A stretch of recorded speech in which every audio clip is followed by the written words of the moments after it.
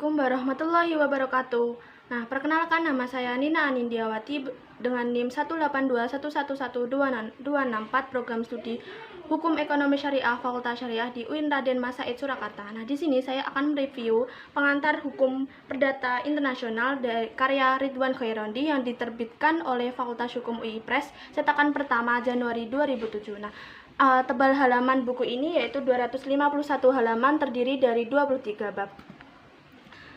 Nah, selanjutnya saya akan membahas yang dirasa penting di buku pengantar hukum perdata internasional ini. Yang pertama, pengertian dan ruang lingkup hukum perdata internasional. Nah, istilah HPI yang digunakan di Indonesia ini terjemahan atau padanan dari Private International Law, International Private Law, International Private, dan nah di dalam buku ini dijelaskan bahwa pengertian dari HPI menurut beberapa tokoh, yang salah satunya yaitu menurut Mokhtar Kusumajaya bahwa HPI ini keseluruhan kaidah dan asas hukum yang mengatur hubungan perdata yang melintas batas negara. Dengan kata lain, bahwa hukum yang mengatur hubungan hukum keperdataan antara pelaku hukum yang masing-masing tunduk pada hukum perdata nasional yang berbeda-beda, yaitu sejarah perkembangan hukum perdata internasional yang dijelaskan di dalam buku pengantar hukum perdata internasional ini. Nah, terdiri dari 7 periode. Yang pertama, awal perkembangan HPI. Yang kedua, masa pertumbuhan asas personal yang sekitar abad 6-10 Masehi.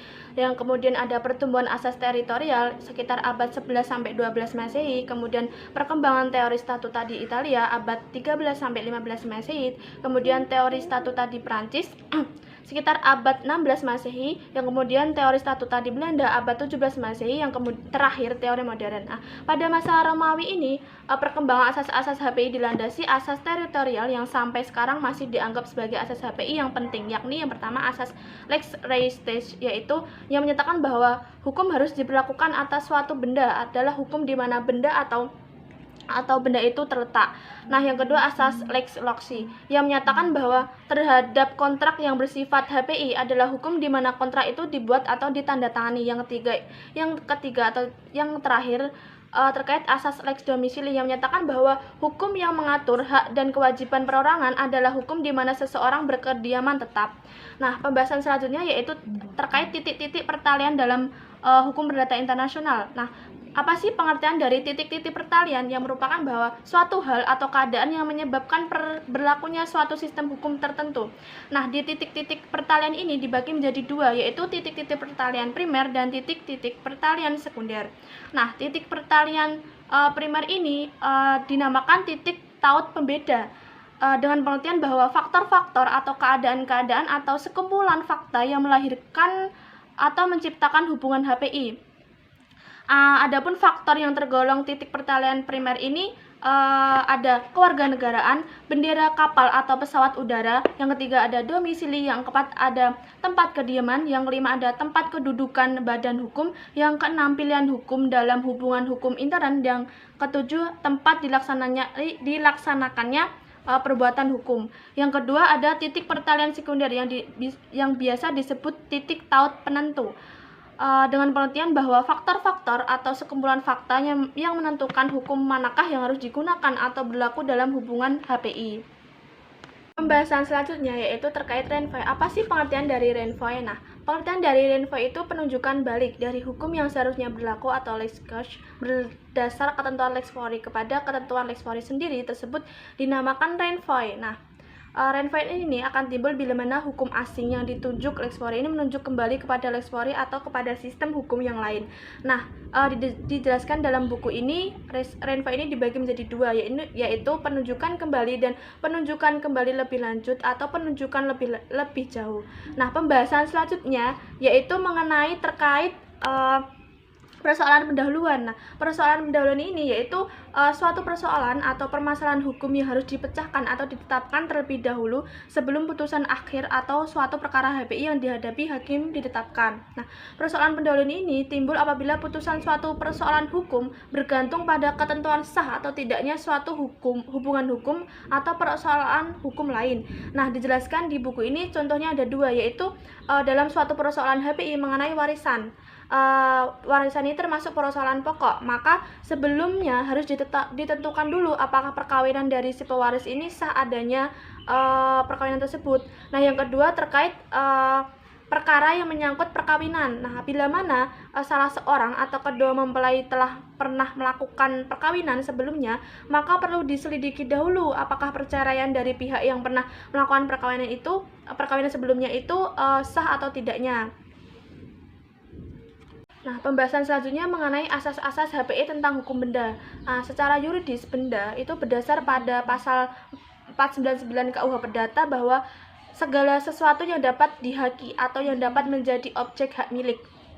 Nah, benda dapat diklasifikasikan dalam berbagai bentuk. Salah satu pengklasifikasian yang terpenting dan universal adalah pengklasifikasikan benda menjadi benda tidak bergerak dan benda bergerak. Nah, pembedaan antara benda tidak bergerak dan benda bergerak memungkinkan pengadilan untuk memilih atau menentukan kaidah-kaidah apa sih HPI yang tepat untuk mengetahui dengan pasti sistem hukum yang harus digunakan untuk menyelesaikan perkara yang dihadapinya.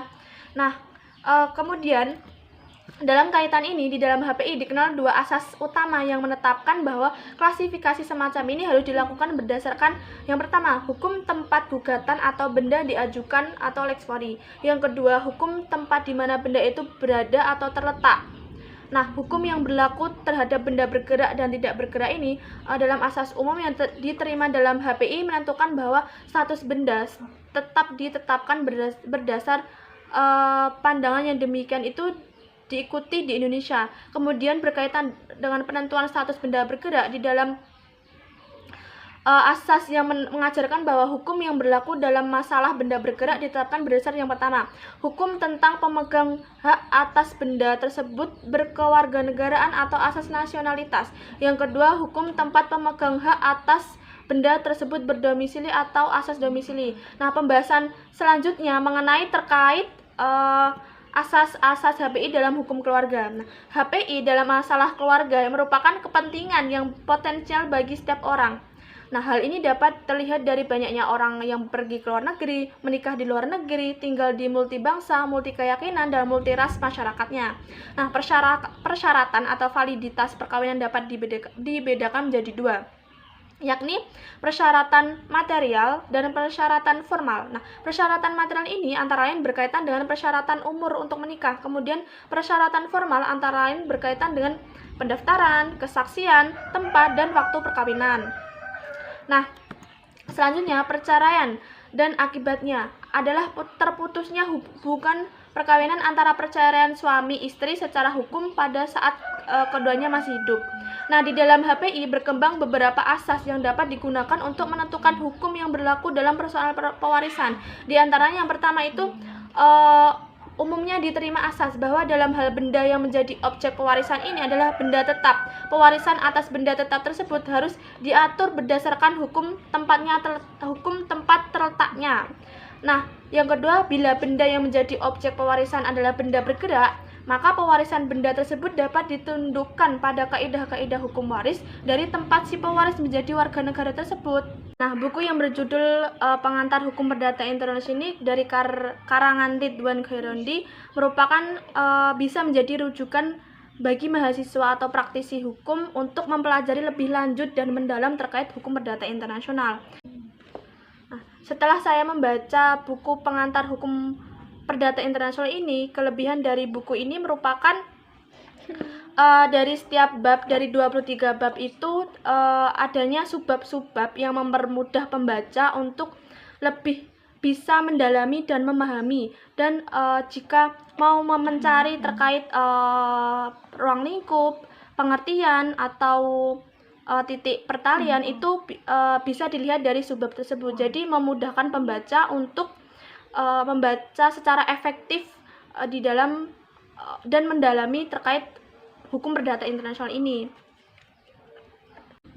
Nah, sekian review dari Pengantar Hukum Perdata Internasional ini dari karangan Ridwan Khairondi. Semoga bermanfaat dan mempermudah kita dalam mempelajari dan mendalami terkait hukum perdata internasional ini.